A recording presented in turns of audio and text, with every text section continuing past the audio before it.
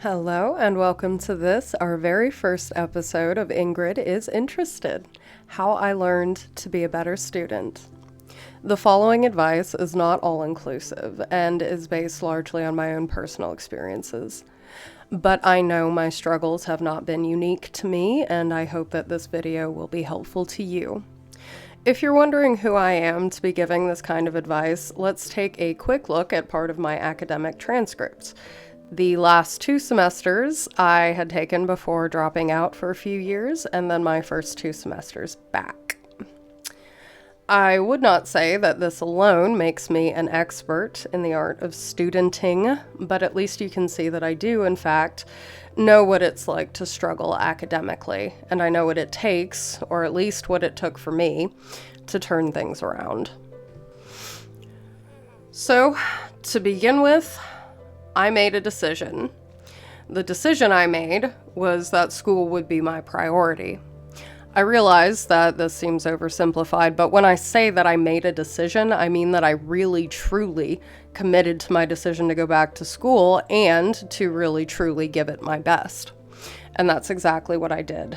I went in with no expectations, but to do the best that I could, and I got a 4.0 that first semester back.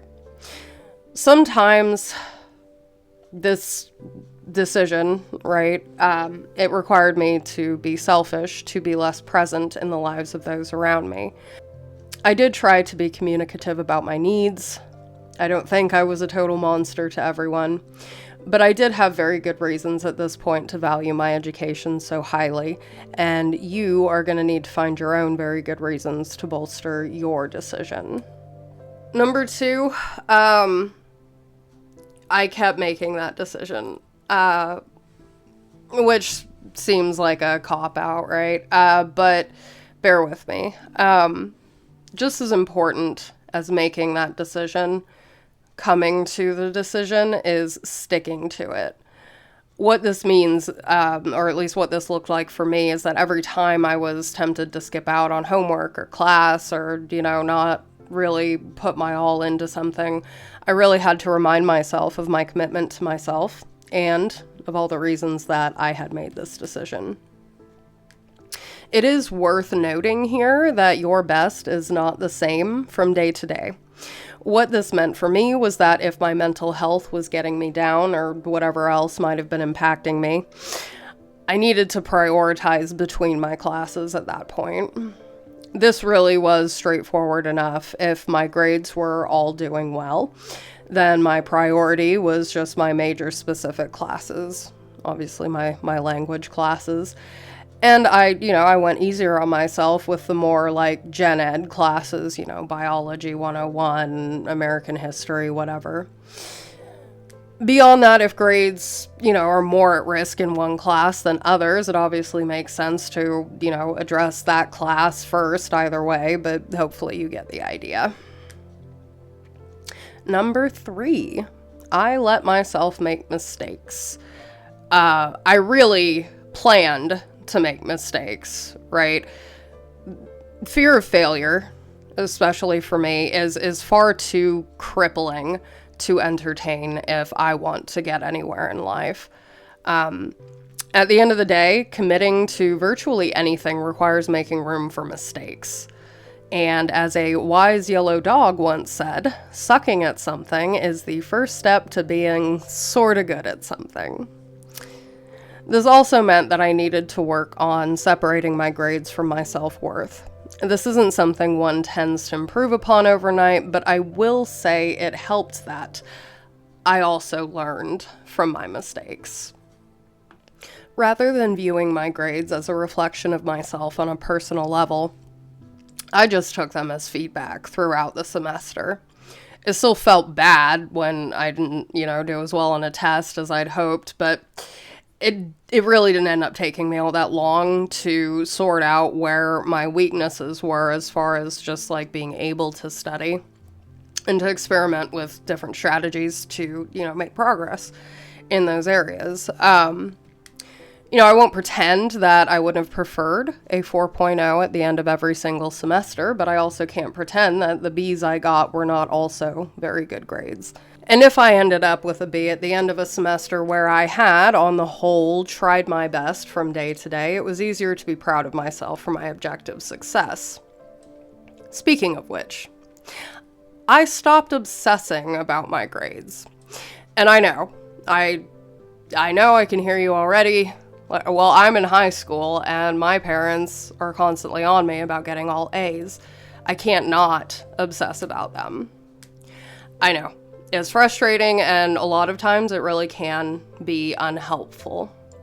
The way that people around you will sometimes talk to you about this kind of stuff, right? So this is the best I can tell you. This is the best advice I can give you at this point on this sort of thing. Look at it this way.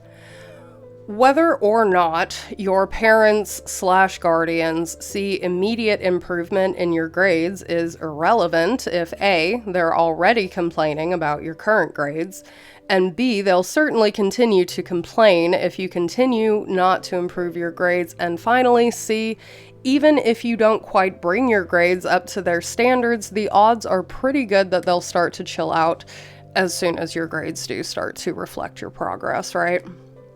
So let them worry about the grades while you worry about your work.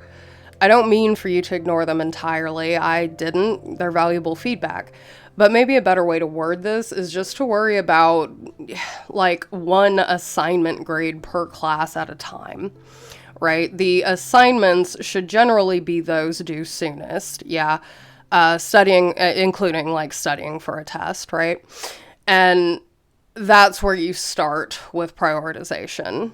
For example, you might start with the most difficult assignment or, homework set to get it out of your hair. Or maybe even start with a handful of smaller but easier assignments if your due date for the longer one or a more difficult one is like further on. When I focused on my work this way rather than obsessing about my overall grade for the entire semester, then my final grade would reflect that basically always. So, to wrap up, I would be remiss if I did not also credit my partner for all of the support I had on her end while I worked on finishing my degree. She started taking over a lot of the day-to-day stuff at home, just so that, I had more time to worry about my homework and, my classes and eventually my tutoring job. She did also give me the emotional and mental space that I needed to stay dedicated to my work. She's seen me at my worst and has been an integral part of my success in turning that around. So, don't be afraid to tell people what you need, or even what you think you might need if you think they can help. Don't be afraid of mistakes. Even if you've given up on things before, just try again and keep trying and experimenting until you see results.